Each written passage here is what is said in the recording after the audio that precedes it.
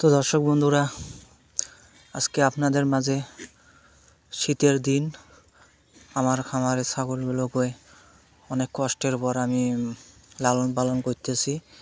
তো খামারের ছাগলের কয়েকটি ছাগলের বাচ্চা হয়েছে। শীতের দিন বড় কষ্টকর হয়ে দাঁড়িয়েছে।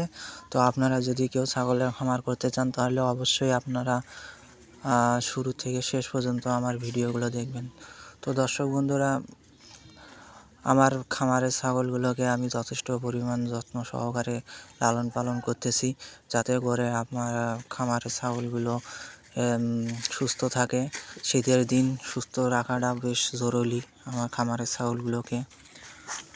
তো যদি কেউ ছাগলের খামার করতে চান তাহলে অবশ্যই শীতকালে কী ধরনের প্রযুক্তি গ্রহণ করতে হয় ছাগলের জন্য, অবশ্যই আপনারা ছাগল শীতকালে সুস্থ রাখার জন্য খামার দিতে গেলে সুস্থ রাখার জন্য ছাগল যথেষ্ট পরিমাণ কাজ করতে হবে।